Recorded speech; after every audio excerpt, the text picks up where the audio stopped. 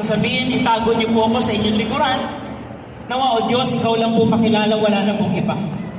Lord, samahan mo rin po ang tech, ang laptop, ang buong building na ito, O Diyos, upang magampanan namin at matapos namin ang selebrasyon namin at lahat ng kapurihan ay sa inyo lamang. Salamat po. In your name, Jesus Christ, we pray, and all God's people say, Amen and Amen. Hallelujah! Palakpakan niyo ang Panginoon.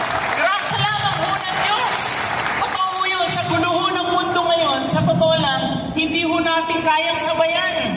Anong ibig ko sabihin? Ang mundo ho, politika, Pilipinas, sa buong mundo, hindi ho bumubuti. Kaya ho, bawat nilalang, bawat Kristiyano, nagkakaroon lang ng pagkakataon araw-araw, sambahin ng Diyos dahil sa pag-ibig niya lamang. Anong ibig ko sabihin? Sa eskwelahan, sa trabaho, ang hirap na ho ng sistema ng mundo ngayon. Pag sinabi ho natin eskwelahan, makikita ho natin yung mga college student, mga estudyante.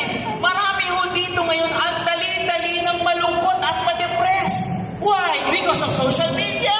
Dahil sa mundo, kung gano'n ka kadali malungkot at ma-depress, ganun-ganun pa rin paligayahin at tutuin ng mundo para maging masaya because of this world. Totoo.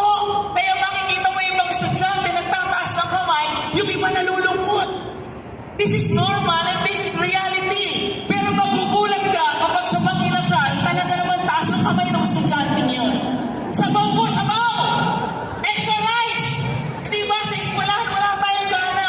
Anong ibig ko sabihin? Ganun na ho tayo naaakit at nalilin lang ng mundo. Sa iba naman po, okay na ako sa buhay ko, Brother Berwin. Bishop, okay na ako dito.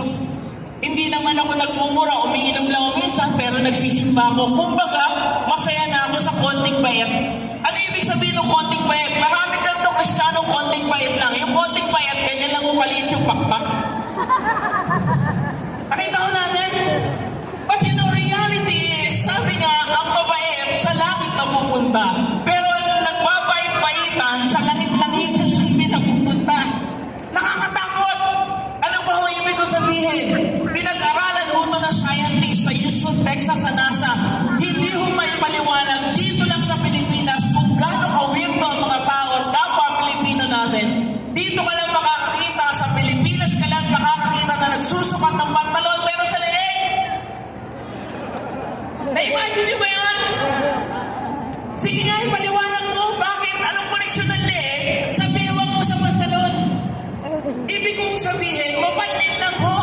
Magulo na, hindi mo na maintindihan minsan kung anong totoo o hindi. What I'm seeing or sharing here in the internet, ito po yung mga